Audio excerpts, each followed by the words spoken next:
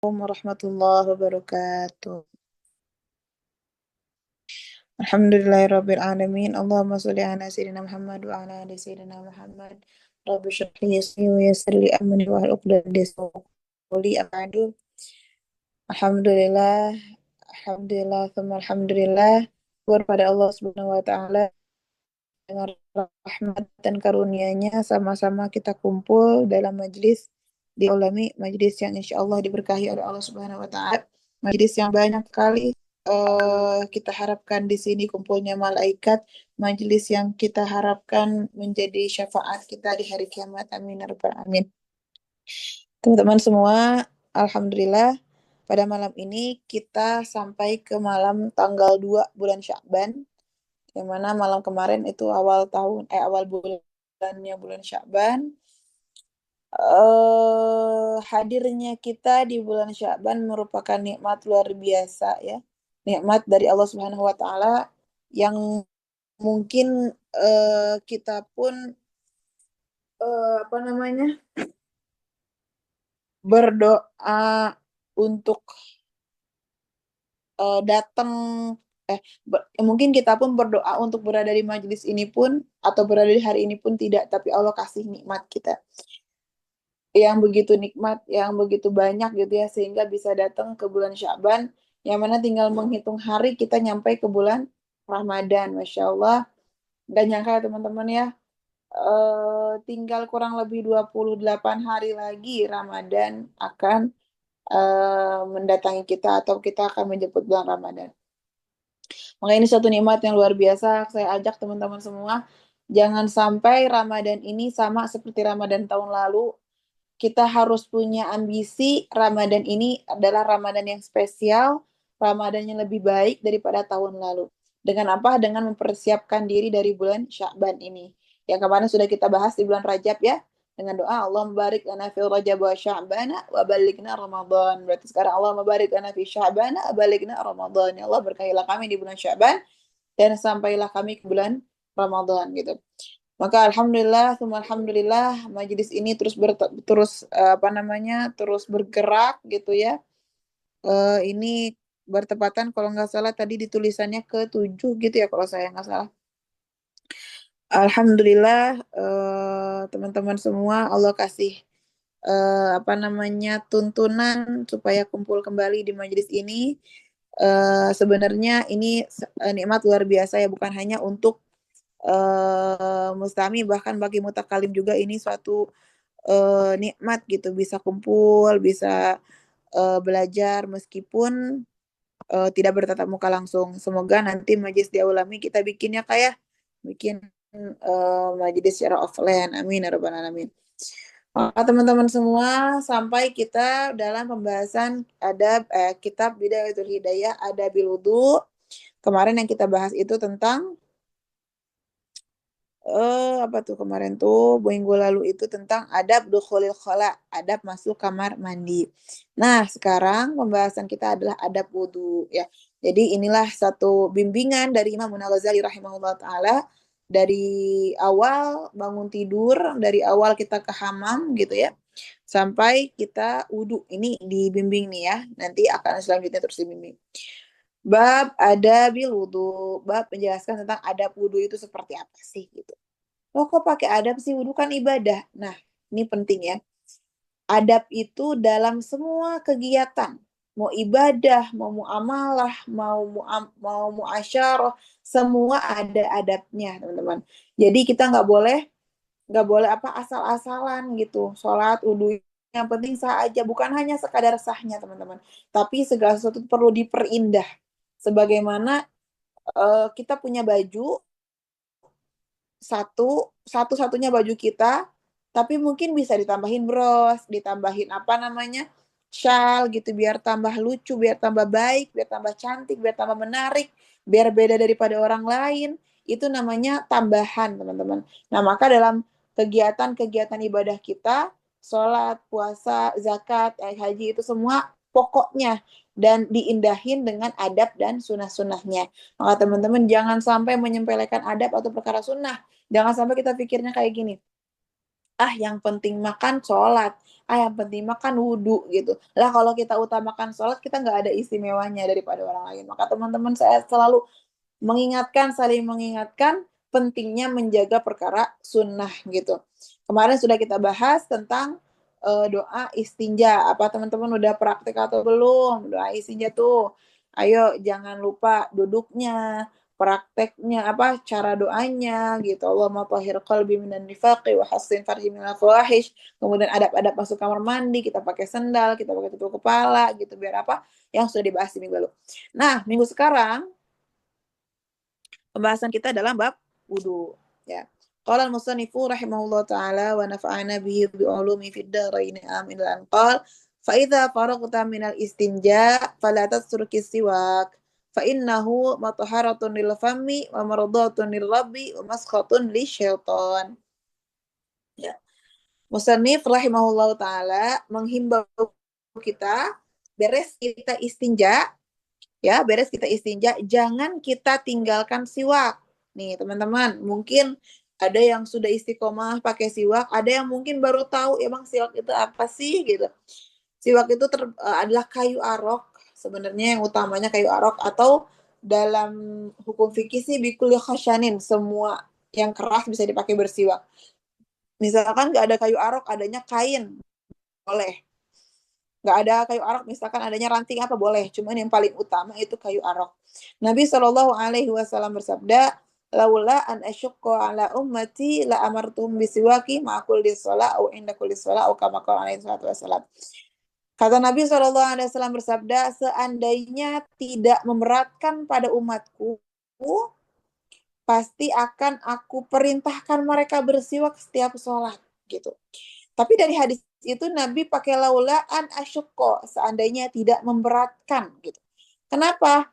Karena Nabi Shallallahu Alaihi Wasallam itu selalu berpikir apakah ini syariat memberatkan atau tidak gitu ke umatnya.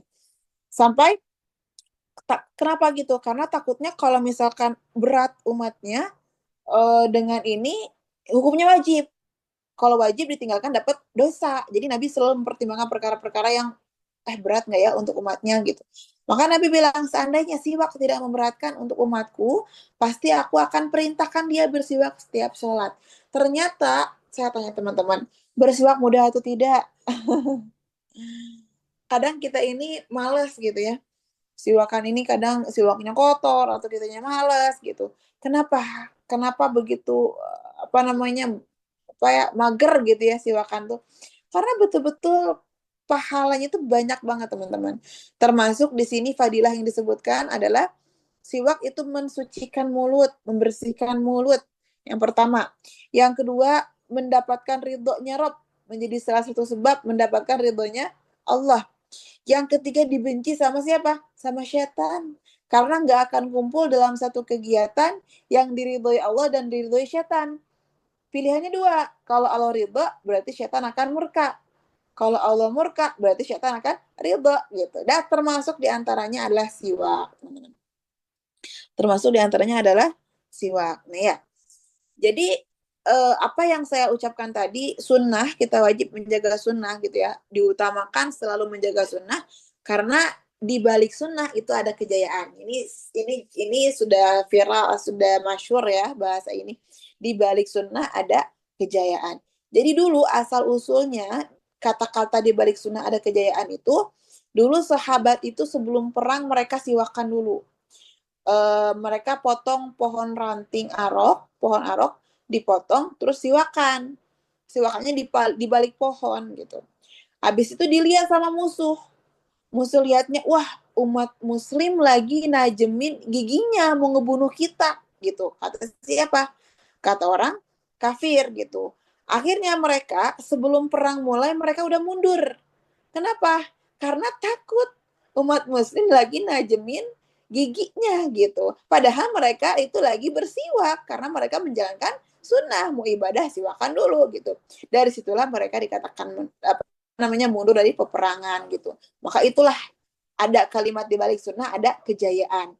Sunnah mendatangkan kemenangan sekalipun kita tidak mencari kemenangan itu gitu. Ya. Jadi teman-teman yang belum punya siwak, ayo kita pakai siwak. Atau gimana sih, saya nggak pakai siwak, pakainya sikat gigi. Boleh, kita sikat gigi dengan niat siwak. Nah, itu al-istiaqbih. Aku niat bersiwak dengan sikat gigi ini boleh. Sebenarnya siwak itu memang membersihkan gigi, tapi yang lebih utama itu tetap pakai kayunya gitu. Saya nggak bisa pakai kayu misalkan, bisanya pakai yaitu odol sikat gigi, silakan niat kan bersiwak, cuman lebih utama itu tadi apa? Pakai kayu arang. Mau belajar, mau taklim, tadi kan disebutkan sama Kak Nabila ya, mau taklim lebih indah dalam keadaan pakai siwak gitu. Masuk masjid pakai siwak, sholat pakai siwak. Bayangin teman-teman, kita nanti di bulan Ramadan ini sholat tarawih 23 rakaat. 20 rakaat lah tarawihnya ya, 3 rakaatnya witir. Kebayang kalau kita pakai siwak setiap sholatnya. Kebayang pahalanya luar biasa. Apa? Kata musannif, wa sholatun bisiwakin afdal min sab'ina sholah bighairi siwak. Sholat dengan siwak lebih utama 70 kali lipat sholat tanpa siwak, teman-teman. Maka Masya Allah, kalau kita ngitung-ngitung ya, sebenarnya nggak boleh kita ngitung-ngitung. Kenapa Nabi bilang dengan 70 kali sholat? Supaya kebayanglah minimal dalam pikiran kita, sholat pakai siwak itu gede pahalanya, teman-teman. Kebayang ya, 20 rakaat sholat dihitung 1400 sholat kalau pakai siwak. Kuat nggak kita sholat 1400 rakaat gitu? Dengan terawih aja 20 rakaat dikali 70 kali di hitungan kita. Belum hitungan Allah yang penuh dengan karunia gitu ya. Belum hitungan Allah yang penuh dengan spesial atau perkara yang istimewa gitu ya. Hitungan kita kan kayak gini adanya gitu. Kebayang kalau sehari itu 17 rakaat dikali 70 kali. Maka sehari itu kita menjalankan sholat 1190 rakaat.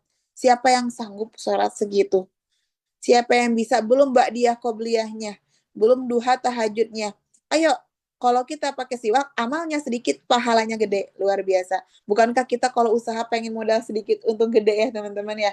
Kalau usaha, kalau kerja, pengen yang dapat lebih untung lebih gede lah gitu. Uangnya lebih banyak lah gitu ya. Kalau usaha. Nah ini usahanya usaha akhirat teman-teman. Kita pakai siwak, dapat pahala yang kita nggak ngerjain sebanyak itu. Maka pakai siwak lebih utama daripada sholat 40 rakaat, 70 rakaat tanpa siwak. Masya Allah gitu ya. Ayo kita budayakan lagi pakai siwak. Kemudian lagi majlis lil wudu mustaqbilal qiblah ala maudhi'in murtafi'in kai la yusibaka rasyashu. Kemudian di sini musonif mengajarkan kita sunnah wudhu itu dalam keadaan duduk teman-teman sebenarnya.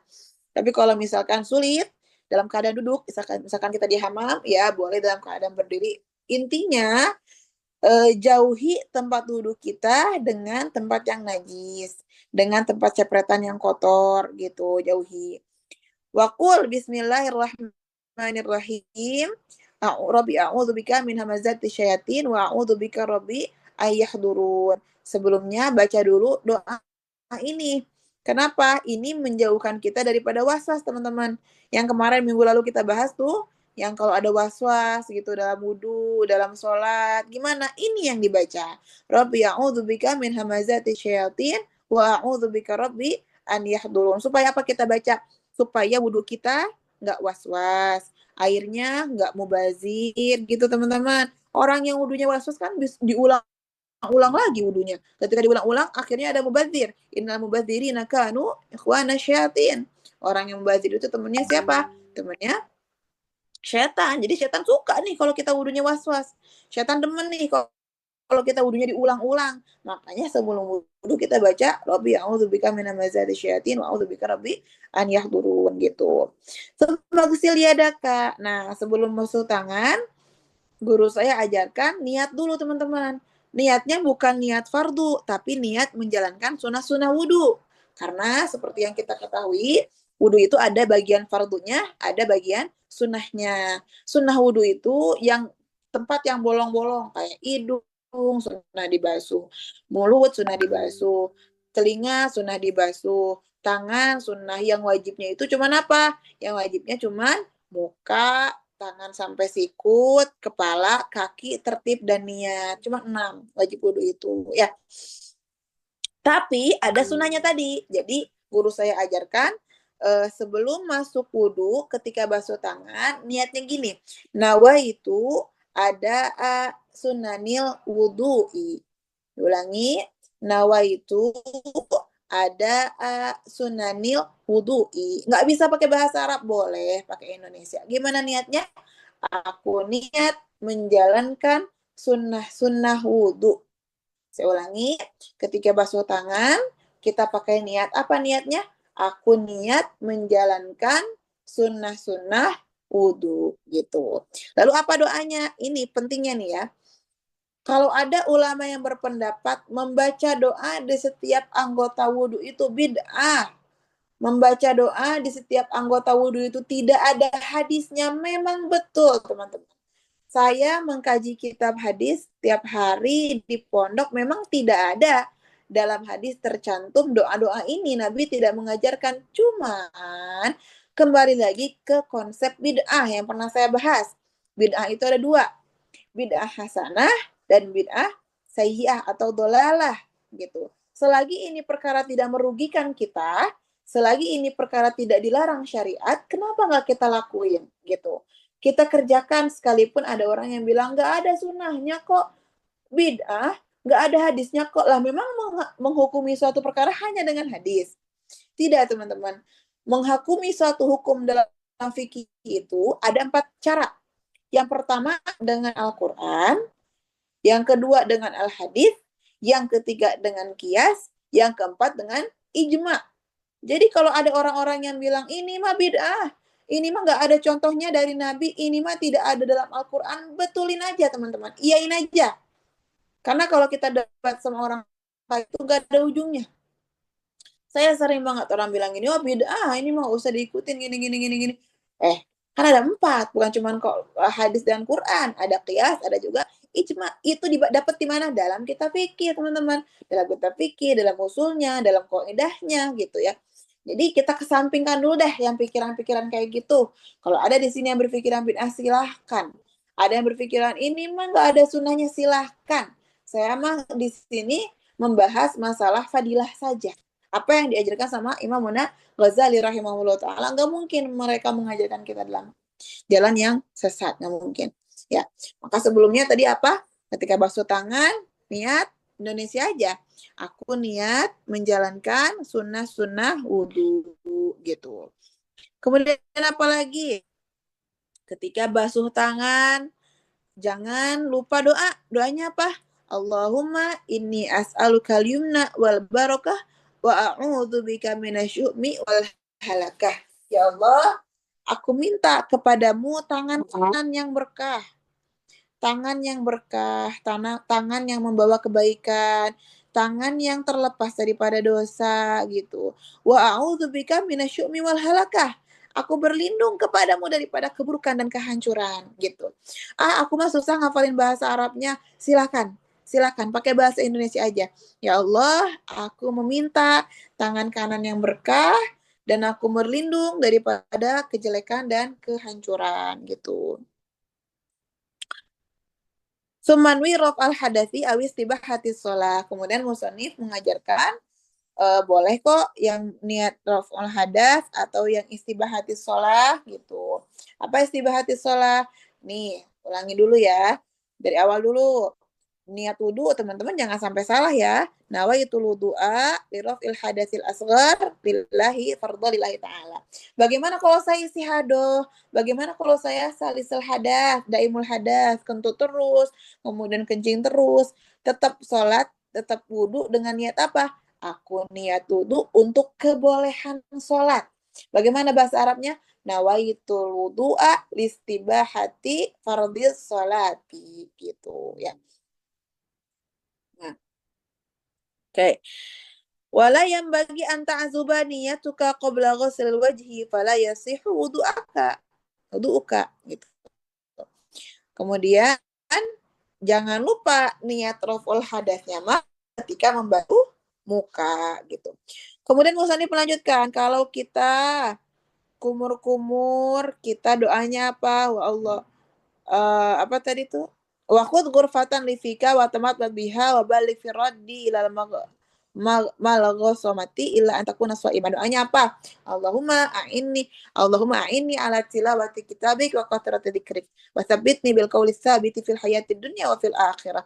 Ya Allah, tolonglah aku untuk membaca kitabmu dan banyak mengingatmu. Dan kokohkanlah qaulus sabit. Qaulus sabit itu apa? Qaulu la ilaha illallah. Ya Allah, kokohkanlah kalimat la ilaha illallah di dalam hidup dan mati kami, di dunia juga di akhirat kami gitu.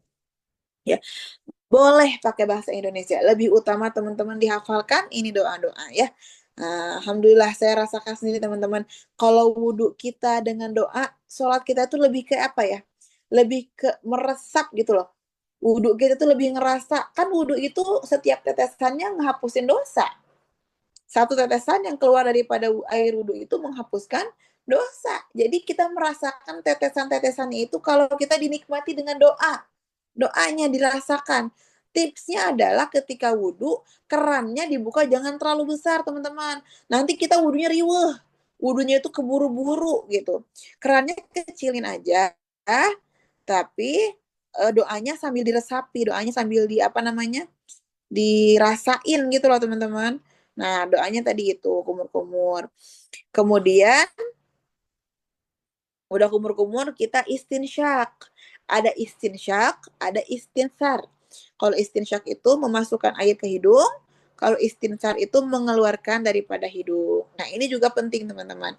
Jadi setan itu bermukim di mana? Di rongga hidung kita. Setan bermukim di rongga hidung kita. Yang kalau sholatnya ngantuk siapa? Yang kalau baca Quran yang ngantuk siapa? Yang kalau bangun tahajud susah siapa? Kita. Kenapa? Karena setannya ada di rongga hidung dekat ke mata, teman-teman. Tips guru saya, kalau lagi belajar ngantuk, kalau lagi tilawah ngantuk, loh kok ketika scroll TikTok nggak ngantuk? Nah, ada tipsnya. Kalau kita lagi ngaji ngantuk, berdiri, ambil air wudhu, lalu kita masukin air ketika di hidungnya itu rada dalam sedikit sampai kerasa nyerang sedikit, clean lagi, keluarlah setan-setan yang ada dalam hidung kita. Itu caranya. Jadi istinsyak dan madmadah itu cuci hidung dan cuci mulut itu lebih utamanya sekali cedukan untuk duanya.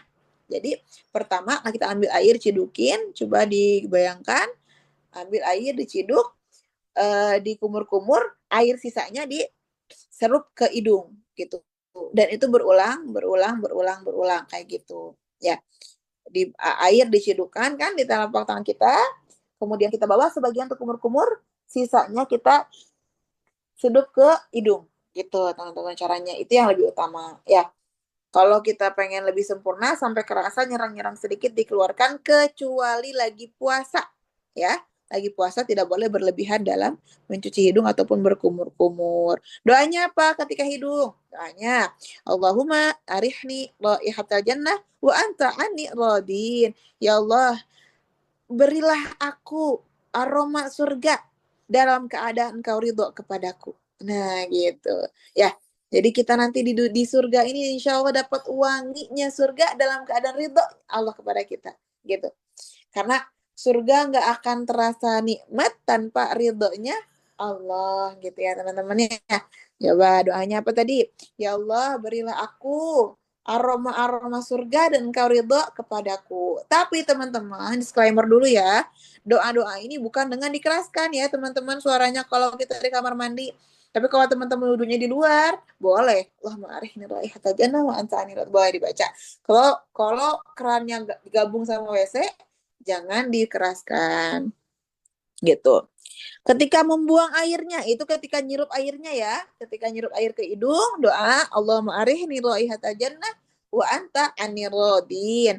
Ketika dikeluarkan lagi doanya, Allahumma inni a'udzubika min rawaihin nar wa min su'iddar. Ya Allah, aku berlindung kepadamu dari buruknya aroma neraka dan buruknya tempat kembali. Na'udzubillah. Ya. Kemudian Habis itu kita cuci muka ya, cuci muka. Nah, ini gimana ya? Atau saya buka kamera gitu ya? Izin ya teman-teman ya. Sebentar.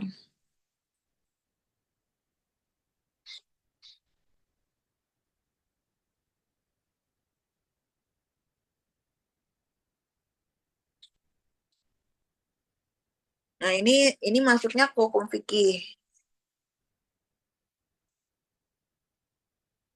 Tolong saya buka kamera tapi tolong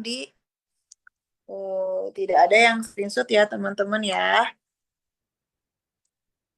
Hmm. Ini saya membahas tentang apa namanya batasan-batasan wudhu muka ya. Jadi em, muka itu ini harus apa namanya ini penting ya harus kita apa namanya harus kita perhatikan. Muka itu awalnya dari tempat tumbuhnya rambut di sini teman-teman. Ini termasuk muka. Panjangnya itu sampai ke dagu dan bawahnya. Ini termasuk muka. Ya. Jadi wudhunya kita ini harus sampai ke bawah. Kemudian lebarnya dari mana? Lebarnya dari rambut yang di sini sampai rambut yang di sini. Jadi sekelilingnya itu dinamakan muka gitu. Mau rambut-rambut yang ada di muka, misalkan berjenggot atau berkumis gitu laki-laki. Kalau kumisnya dihitung tebal, maka nggak harus di sela-sela. Maksudnya tebal itu apa? Maksudnya tebal itu sekiranya kalau ngobrol udah nggak kelihatan warna kulitnya, berarti itu dianggap tebal. Tapi kalau misalkan janggutnya itu tipis, maka wajib di sela-selai. Nah, ini ada rambut, ada rambut ini teman-teman.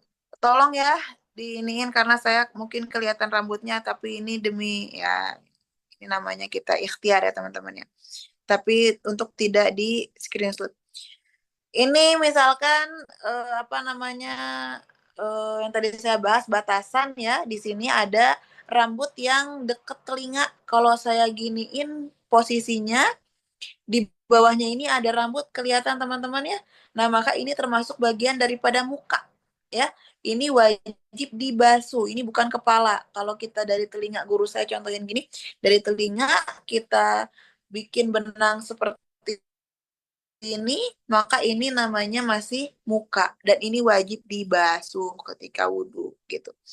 Dan ngebasuh wudhu itu jangan apa satu cidukan itu langsung ke semua muka, jangan dulu diangkat karena untuk supaya tidak jadi mustakmal jangan dulu diangkat, atau kalau kedua tangan lebih lebih banyak kan lebih enak, baru gitu asal semuanya kebasuh. Kemudian lagi penting perhatikan teman-teman,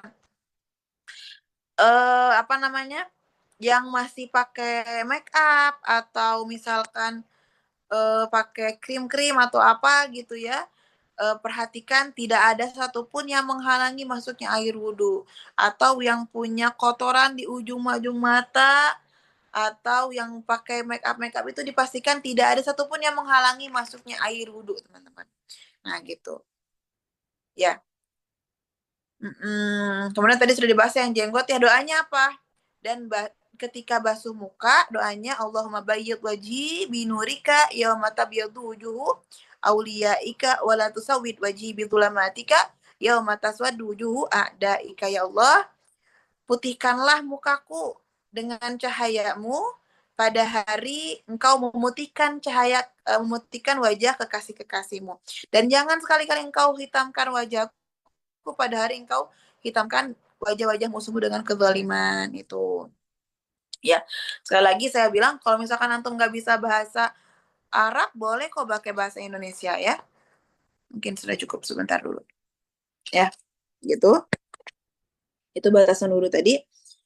Kemudian habis itu di situ jangan lupa niat ya teman-teman ya. Ketika basuh muka, sebelum Allah mabayit wajib niat. Apa tadi saya bilang niatnya? nawaitul wudu'a irafil hadatsil asghar fardhu lillahi ta'ala gitu. Plus doanya Allahumma bayyid wajhi binurika yauma tabyadu wujuhu awliyaika wa la tusawwid wajhi bidzulamatika yauma taswadu wujuhu a'daika gitu. Oke, kemudian lagi di tangan kanan. Ya, di tangan kanan. Habis muka kita basuh tangan kanan dengan niat dengan doanya Allah ma'atini kita bibiyamini. Kalau dalam kitab kan wahasibni hisabayasiro ya. Kalau guru saya ajarkan Allah ma'atini kita bibiyamini wa adkhilni jannah bighairi hisab. Ditambah doanya. Kenapa? Karena musonif bilang wahasibni hisabayasiro. Doanya gini, ya Allah berikanlah kitab amalku dengan tangan kananku dan hisaplah aku dengan hisap yang ringan. Tapi guru saya ajarkan diganti doanya dan masukkanlah aku ke surga tanpa hisap. Karena tidak ada yang bisa dengan hisapnya Allah meskipun kecil. Karena kita nggak tahu ukuran kecilnya itu seperti apa gitu dan apa gitu ya. Makanya doanya apa? Ya Allah berikanlah kitab amalku di sebelah kanan dan masukkanlah aku ke surga tanpa hisap gitu. Ya, caranya gimana ngebasuh tangan? Nih caranya, kalau maaf saya buka lagi kamera ya.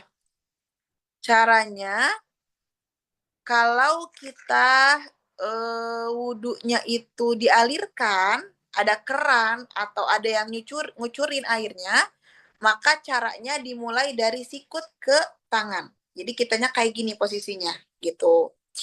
Tapi kalau kitanya misalkan ke bak atau ke kolam gitu wudhunya, maka sunnahnya diciduk dari tangan dialirkan ke sikut gitu. Itu yang utamanya ya. Ulangi, kalau kita di bawah keran, maka dari sikut dialirkan ke bawah.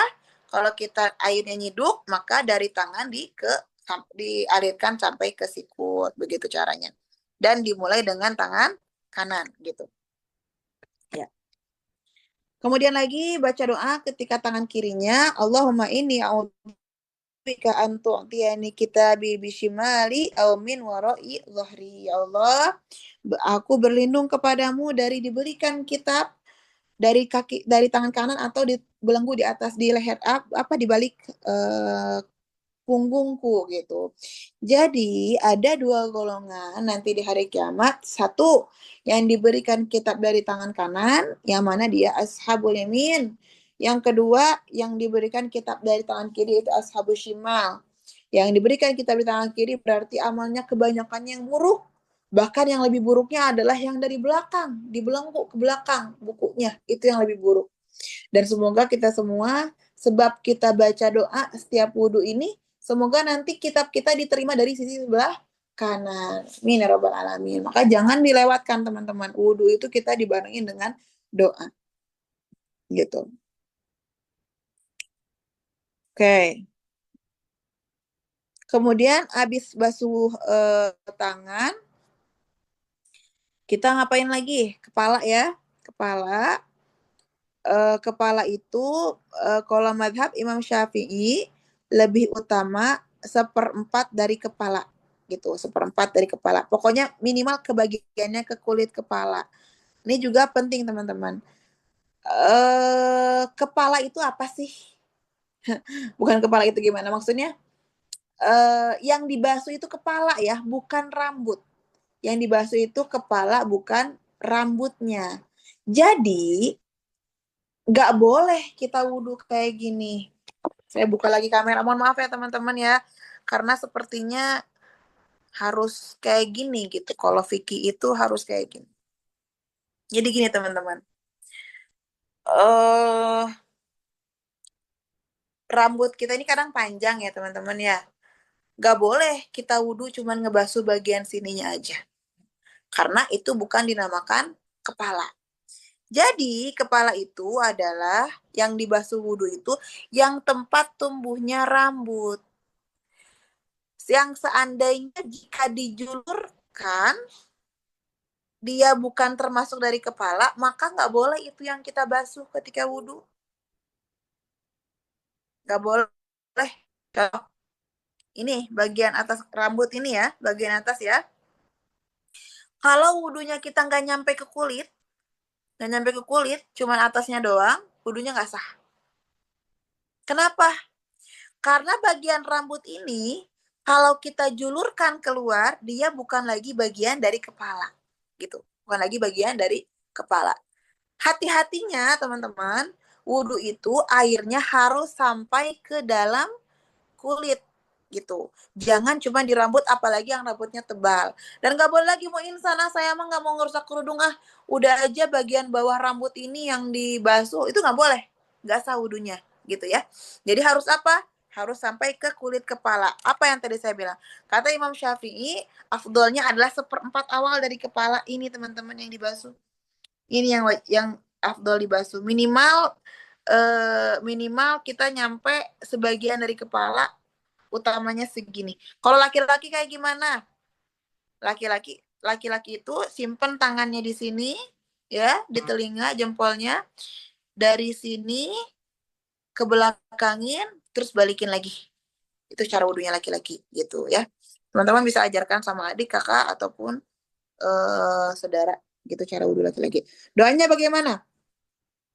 Allahumma aghshini birahmatika wa anzil alayya min barakatika wa adhillani tahta dhilli arsyika yawma la dhilla illa dhilluk. Allahumma harrim syari wa bashari ala nar. Rada panjang doanya, apa artinya? Ya Allah, liputilah aku dengan rahmatmu. Ya Allah, turunkanlah kepadaku keberkahanmu. Ya Allah, naungilah aku di bawah naungan arasmu. Pada hari tidak ada naungan selain naunganmu. Ya Allah, haramkanlah rambut kulitku, rambut dan kulitku daripada api neraka. Gitu. Ya. Oke, kembali lagi saya bilang, teman-teman gak bisa pakai bahasa Arab, boleh pakai bahasa Indonesia. Lebih simpelnya gini, ya Allah, naungilah aku dengan naunganmu. Udah, itu lebih simpel, kepala. Gitu. Kemudian telinga. Nah, telinga juga sama, pakai doa. Doanya apa? Allahumma ja'alni minal ladzina yastami'una al-qawla fayattabi'una ahsanah. Allahumma asmi'ni munadiyal jannah ma'al abrari. Allah, perdengarkanlah aku. Ya Allah, jadikanlah aku orang yang mendengar nasihat, lalu aku mengikuti nasihat tersebut dengan sebaik mungkin, dan perdengarkanlah aku seruan orang penyeru di surga bersama orang-orang yang baik gitu ya. Basuh telinga. Dan ini termasuk nasihat guru saya adalah telinga itu banyak sekali dosanya teman-teman. Karena kalau mata kita takut maksiat tinggal perem, kalau lidah takut maksiat tinggal dikunci, kalau telinga itu susah untuk ditutup. Jadi ketika basuh telinga, utamakan sebisa mungkin, sebersih mungkin dibasuhnya. Jangan cuma ditap-tap doang telinganya. Dimasukin jari telunjuk kita ke telinga, diputerin jempolnya, diputerin lagi sambil baca doa. Semoga apa yang kita dengar baik ataupun hal buruk, kemudian semoga hal baik yang kita dengar dapat manfaat, hal buruk yang kita dengar dapat menjadi kifarah daripada dosa-dosa kita, dijauhkan dari hal-hal tersebut gitu, dikafarahi dosa-dosa kita gitu ya. Jadi jangan asal-asalan ya. Saya sering lihat tuh orang yang wudhu cuman telinganya cuma digitu-gitu doang, diairin doang. Yang bener dibasuhnya gitu ya. Jangan asal-asalan. Gitu. Oke, kemudian di sini musonif mengajarkan ngebasuh leher gitu. Sebenarnya leher ini ada pendapat ulama yang berikhtilaf, ada yang bilang sunnah, ada yang bilang bahkan makruh karena tidak ada ajarannya. Tapi di kitab ini dibahas termasuk daripada sunnah dengan doanya, Allahumma fukka raqabati minan nar wa a'udzubika minas salasil wal aghlal. Ya Allah, bebaskanlah leherku daripada api neraka, dan bebaskan aku dari belenggu-belenggunya api neraka gitu. Kemudian yang terakhir membasuh kaki. Ya. Membasuh kaki itu teman-teman, saya nggak bisa contohin ya kalau kaki, tapi saya jelasin semoga bisa difahami. Basuh kaki itu pakai kelingking tangan kiri, ulangi, Ngebasuh kaki itu pakai kelingking tangan kiri, dimulai dari kelingking kaki kanan, diakhiri di kelingking kaki kiri. Gitu. Ulangi, pakai kelingking tangan, dimulai dari kelingking kaki kanan, diakhiri kelingking kaki kiri gitu. Mudah bahasa Arab. Bikhinsiril yad, min khinsiril yumna ila khinsiril yusra gitu mudah. Teman-teman ada yang mau nyontohin nggak? Dan caranya itu dari bawah gitu caranya. Gimana ya? Ada nggak teman-teman yang lagi pakai kaos kaki mungkin untuk nyontohin? Atau kita lanjut dulu? Nanti mungkin apa namanya gimana ya? Tapi penjelasan saya mafhum nggak teman-teman? Ini masalah sunnah aja sih. Sunnah. Kalau tadi kan muka wajib ya, begitu caranya. Kalau kaki itu sunnah. Dan penting juga teman-teman, yang kakinya di sela-sela jempolnya ada item-item, ada kotorannya, itu harus dibasuh ketika wudhu. Karena mencegah masuknya air. Ayo perhatikan kakinya. Yang jempolnya ada item-item atau yang kakinya belah-belah. Ya, di tumitnya belah-belah itu ada. Saya pernah lihat yang sampai parah ya, kasihan ya. Semoga Allah beri kesembuhan. Saya pernah lihat orang yang kakinya itu parah belah-belahnya dan ada item-itemnya. Itu tidak masuk air wudhu teman-teman. Harus dibersihin dulu, harus disikat dulu gitu. Karena itu menghalangi masuknya air wudhu gitu ya. Nah, jadi perhatikan. Nanti teman-teman lihat sendiri kaki-kakinya ya. Atau kaki orang tuanya atau ayahnya lihat. Udah sempurna belum wudhunya. Doanya apa? Allahumma tsabbit qadamayya ala sirat. Yauma tazilul aqdam finnari. Allah, kekalkanlah atau tetapkanlah gitu. Jangan tetapkanlah kakiku di atas jembatan pada hari banyak tergelincir kaki-kaki ke dalam api neraka. Jembatan itu siratal mustaqim ya di hari kiamat nanti. Kemudian yang kiri, Allahumma inni a'udzubika an tazilla qadamayya 'ala sirat yauma tazil aqdamul munafikin. Ya Allah, aku berlindung dari tergelincirnya kedua kakiku ke dalam sirat pada hari banyak yang tergelincirnya kaki-kaki orang munafik gitu ya, orang munafik itu. Itu teman-teman ya. Selesai pembahasan doa-doanya. Mungkin sampai sini ada pertanyaan nggak teman-teman?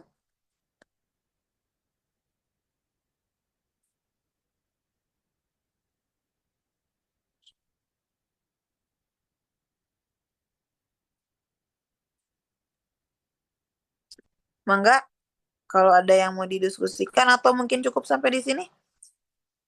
Ini ada. Kotoran kaki sih. Bab kotoran kaki Ustazah. Ada yang minta jelaskan bab kotoran kaki. Mm-mm. Ini dari kakak Sukmawati, harus sampai airnya masuk ke dalam ya. Ini pembahasan apa tadi Kak Sukma? Saya kurang ini. Kakak Banat Umat Umul Hasanain. Ustazah, bab kotoran kaki coba dijelaskan bagiannya supaya jelas pakai tangan Ustazah. Oke, insya Allah. Sebentar, saya harus gimana ya? Saya lagi nggak bawa tripod ini.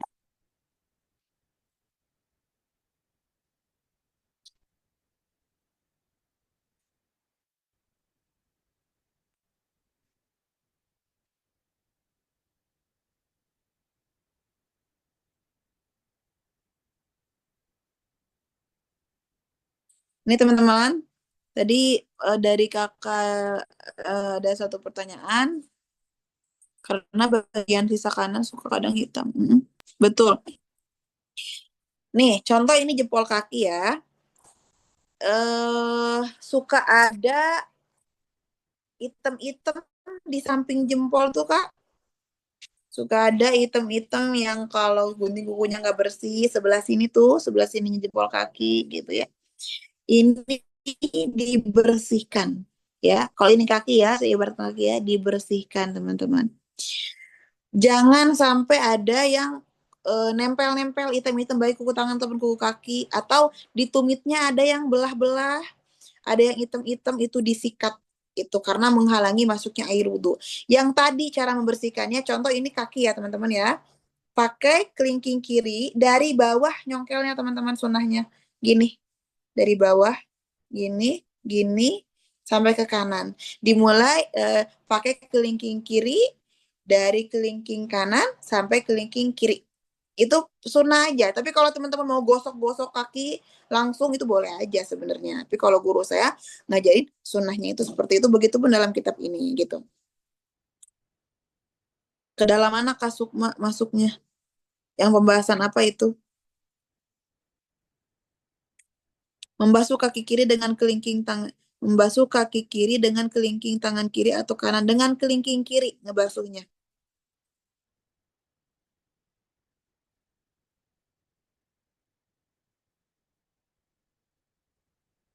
Dengan kelingking kiri ngebasuhnya. Kemudian lagi ada lagi. Taruh.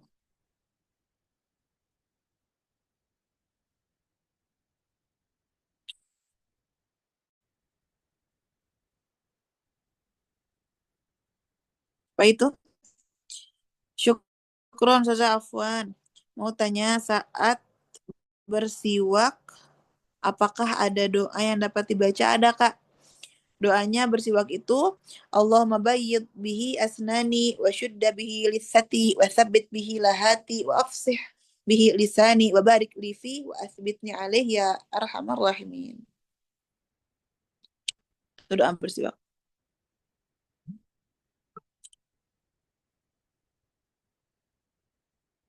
Kak Emma, itu niatnya dalam hati Ustazah saat wudhunya di kamar mandi itu tidak apa yang menyebut nama Allah. Betul, niat dalam hati. Kalau wudhunya di kamar mandi eh nggak usah dikeraskan telinga. Oh ya, ketika telinga ya kita sekedar membasuh aja Kak, mengusap.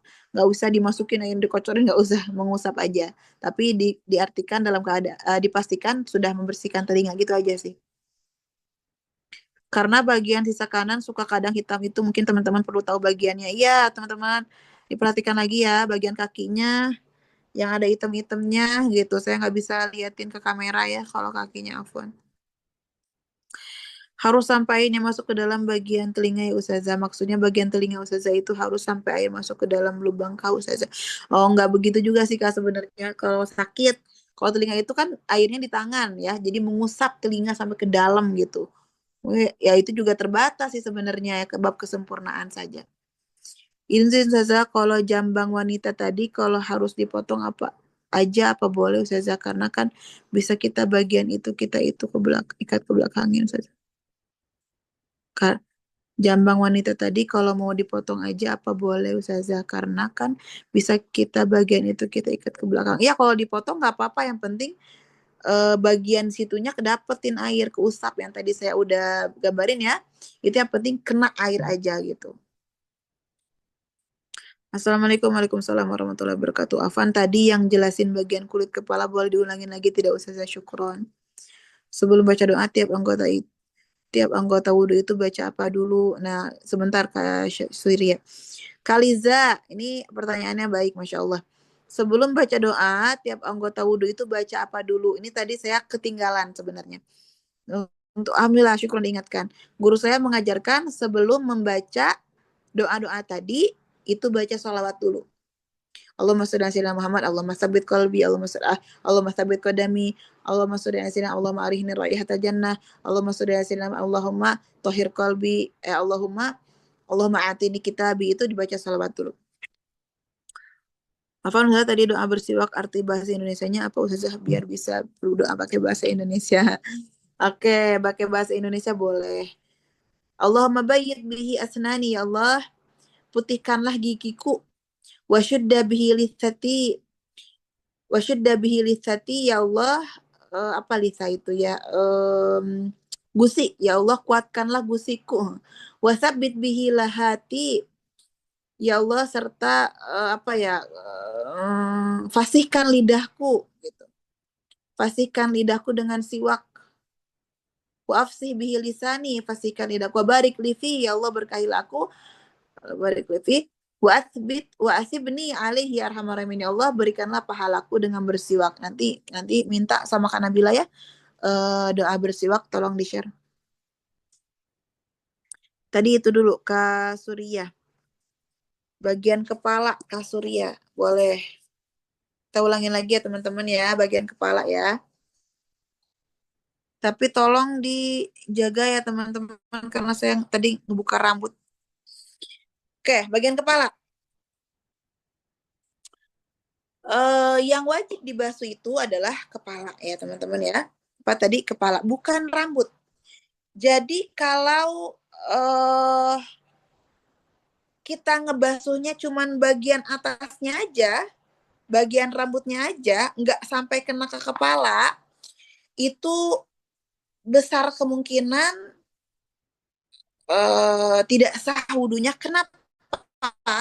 Karena sebenarnya yang dikatakan kepala itu adalah tempat tumbuhnya rambut.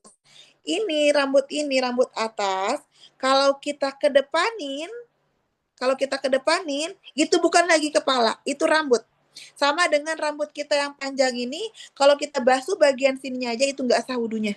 Ya, karena roksu yang dikatakan tuh roksu ya, bukan syaarnya doang, tapi roksunya. Jadi wudhunya itu harus ke tempat tumbuhnya rambut.